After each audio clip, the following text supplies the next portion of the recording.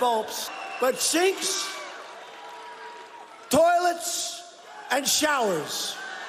You don't get any water. You turn on the faucet, you don't get any water. People are flushing toilets 10 times, 15 times, as opposed to once. They end up using more water.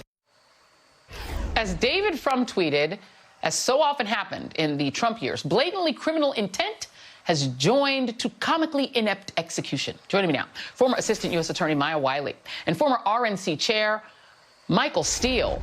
This is getting weirder and weirder and weirder, Maya. It is obviously illegal to secret documents from the White House. They're supposed to go to the National Archives when someone is no longer president. They don't just go to your house. You're not supposed to flush them down the toilet of the residence. You're not supposed to eat them. But it seems that Trump did them all, like put them in burn bags. It's almost like a sort of comical mob movie. But as funny as it is in his, like, obsession with how toilets flush, it makes you wonder if he's obsessed how they flush because he was flushing things down the toilet that were supposed to be sent to the archives. Your thoughts? I don't even know what to say about this. I don't even know what to say about this one. I'm just not going to say, here's what I'll say. Look, number one, not only is this potentially a crime because of his obligation to send historically important material over to the archives, and that is what the statute says. 15 boxes, it becomes very difficult to believe it was not intentional when, if the reporting is true, that lawyers told him he had this obligation under the act, right? Because one defense would be he didn't know. If he didn't know of his legal obligations, he's not guilty of violating them. But we're hearing that he was explicitly told, and in fact, that staffers, when they thought, if Maggie Haberman's right in her book, that she's hearing people believed him to be flushing them down the toilet. That is not sufficient evidence. I just want to make that clear alone for a prosecution. But it means there are witnesses that may have sufficient evidence. Certainly when you have boxes labeled classified, it is very difficult to argue that you didn't know you weren't supposed to take them home to Mar-a-Lago. And I think we're having some trouble with your microphone, Maya. But, I'm going to go to Michael Steele because we're having a little trouble with your microphone, and we're going to get that fixed. But, I mean, I am old enough to remember, Michael, the whole Hillary Clinton but her email scandal started to be about, at one point, whether or not there was a C for classified on some of those documents that might have been on her private server, right? And that became the subject of a criminal investigation. So you have that piece of it.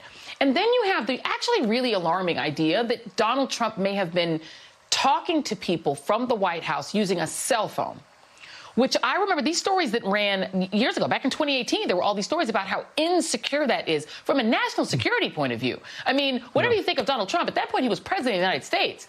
You didn't want China or Russia or someone else to be able to listen into his calls, whatever he was doing on the phone. So the idea that he was using the most insecure possible method of communication, he might as well have been WhatsApping people. You're the president of the United States. President Obama had to surrender his precious BlackBerry when he became president. What do you make of that combination of facts? Well, first, could you pass the salt? I just want to make sure, me. Just pass the salt, please. Excuse me. I'm stupid. I got nothing.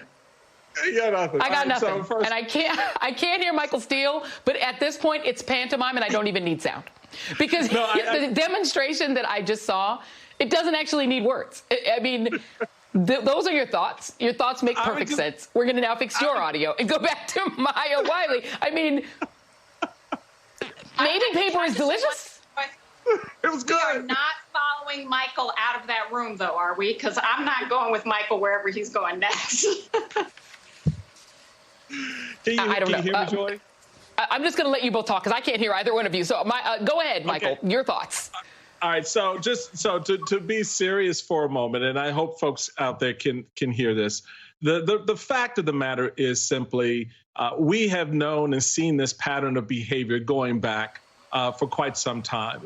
When they set up the Twitter account, and how that was used, the BlackBerry, the fact that the president kept a private phone that he would use to call world leaders, the fact that we know, as reported just today, that the president has admitted that he's still talking to Kim Jong-un, right, in North Korea, president.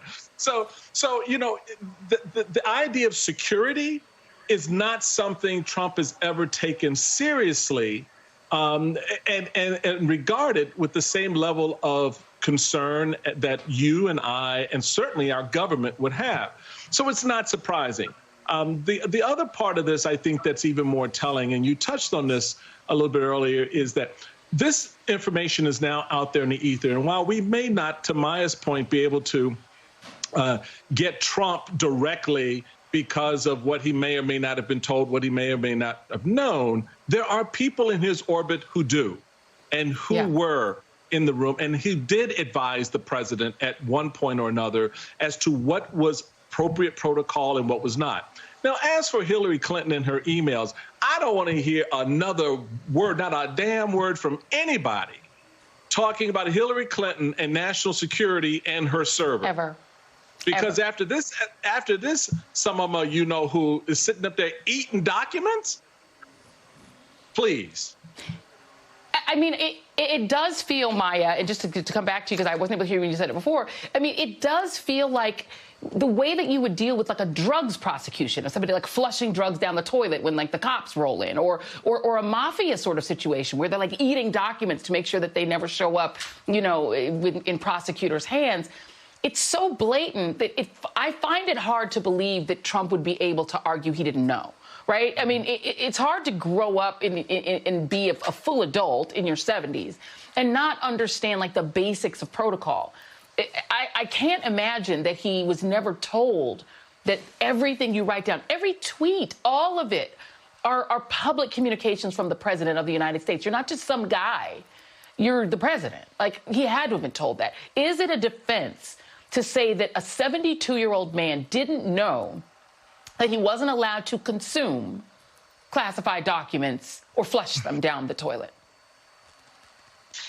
Well, I think you're making the right point here in your question, Joy, because this is where I was going to go next. We're talking a lot about this as a violation of the Reporting Act. Michael very, very rightly raises the issue of national security and the failure to protect it.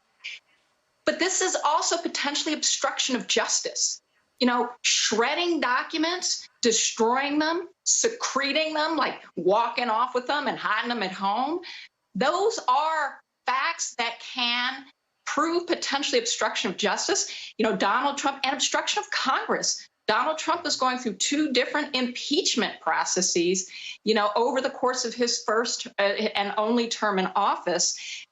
So it could actually be a crime potentially under, you know, Congress's act to try to demonstrate whether or not he should be impeached. You know, these are very substantial allegations in more than one particular crime, because if, in fact, there are witnesses that can say, yes, he did eat documents, or yes, we actually did tell him about the act and he took them anyway. The fact that they were classified, that the boxes were marked classified, very difficult then to assert that you didn't know you weren't supposed to take them. So the question is, I don't even think it's a question. I don't think the committee has a choice but to subpoena not only his phone records, but also to subpoena Donald Trump himself.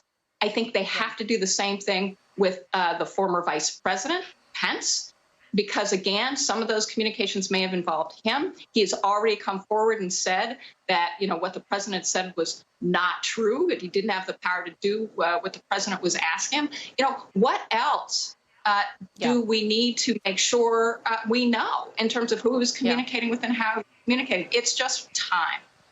And Mark Meadows, as Michael, I mean, we're out of time, but Michael can tell you very well, having been in politics, your chief of staff knows everything. Your chief of staff tells you everything. Your chief of staff informs you of everything.